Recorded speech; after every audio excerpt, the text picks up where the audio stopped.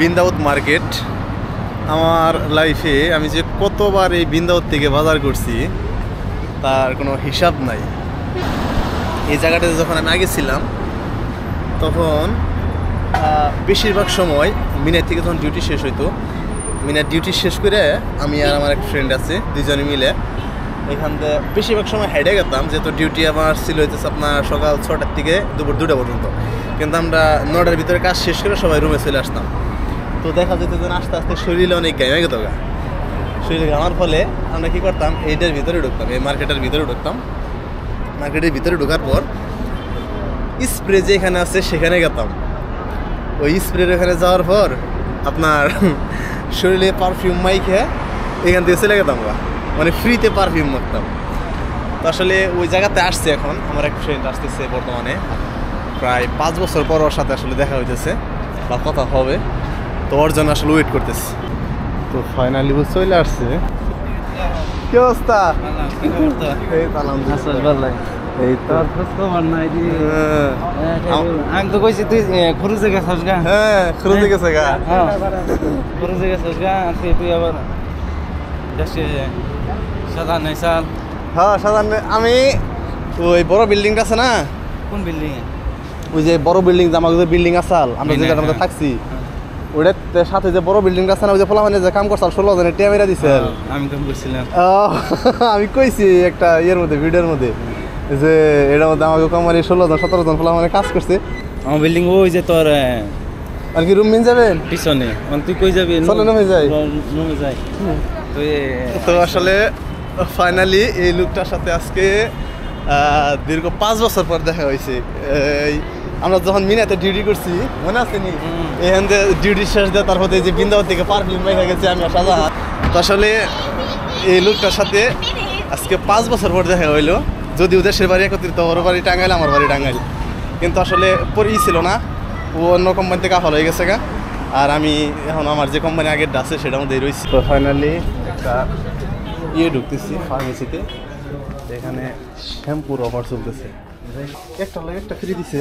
একটা মেয়ে একটা ফ্রি দিলে মেয়ে ছেলে দেখতো, মেয়ে ছেলে দুইটাই। আসলে দীর্ঘদিন পরে আসলে ছুটি যেতেছে, তার জন্য যে আপনার বাজার করে নিয়ে আসলো, আমি আসলে সাথে সঙ্গ দিলাম। এটা কি সব তেল? সেটি দিবেন নাকি?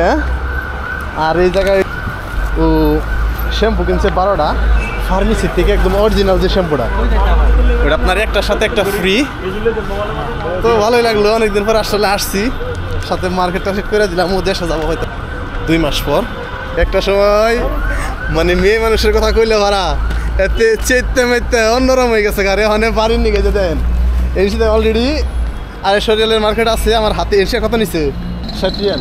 250 আর হচ্ছে 60। 310 রিয়ালের মার্কেট অলরেডি করছে, আর রুমের ভিতরে আরো মার্কেট করছে। অথচ এই লুক এই এক সময় মেয়ে মানুষের কথা কইলে ভাড়া আমি জীবনে কোনোদিন বউর গোলাম হইতাম না, হইতাম না। আর এখন দেন হেতুর অবস্থা কি! ও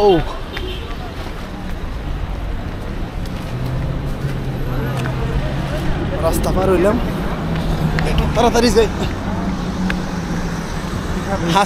আমি কিছু খাইতাম না। ওই বন্ধুর রুমে আসছি অনেকদিন পর, ওর সাথে 5 বছর পর আসলে দেখা হইলো। তো কি বলবো, আসলে ফিলিংসটা অন্যরকম। এই তো আমাদের প্রবাসীদের লাইফ ভাই। 1 2 3 এটা তো সবার সিট।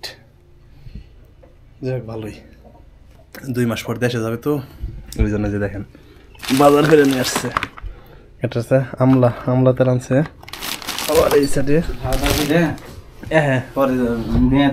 আরে না না না না, আরে পাগল আমার আর পোলা বানাইছে না, কিছুই চিনে না, কিছুই চিনে না। এগুলা ঘুরন নাকি পুরোনো যে বন্ধুগুলো, এগুলো আসলে কখনো ভোলার মতো না। আজকে 5 বছর পর অনেকের সাথে দেখা হইলো, কথাবার্তা বললাম, ভালোই লাগলো।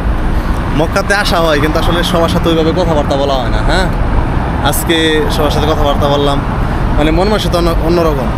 আরেকটা জিনিস কি জানেন, আপনার বিদেশের ক্ষেত্রে কিছু ফ্রেন্ড হবে আপনার,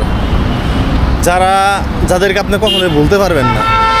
আপনার সেই শুরুর থেকে মানে একটা মানে একটা বাচ্চা ফল আমার যেভাবে হাত ধরে আসলে রাস্তা চেনানো হয়, কথা শেখানো হয়, বিদেশের ক্ষেত্রে এরকম কিছু বন্ধু থাকে আপনার দিক নির্দেশনা দেয়, যেগুলো মানে বিদেশ থাকার ক্ষেত্রে বা প্রবাসে থাকার ক্ষেত্রে সেগুলো খুবই গুরুত্বপূর্ণ ভূমিকা পালন করে।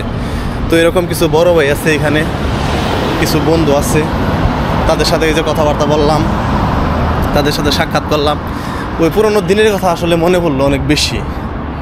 তো যাই হোক, আসলে এই কর্মক্ষেত্রে এক একজনের এক এক জায়গায় যাইতে হয়। ভালো লাগলো এই যে যে জায়গাগুলো, এইগুলো আমার হাতে তালু যেরকম এইরকম আসলে চিনা আমার এই মক্কানগরী। ভালো লাগে যখন চিন্তা করি যে মক্কাতে ছিলাম বা এই মক্কাতে কাজ করছি। এখন আসলে সবার সাথে সাক্ষাৎ করা শেষ, চলে যাইতেছি রুমে। তো এখন বাজে রাত 11টা, আবার সেই রুমে চলে যেতেছি যে হোটেলে আসছি। তো ভালো থাকবেন, আমাদের জন্য দোয়া করবেন।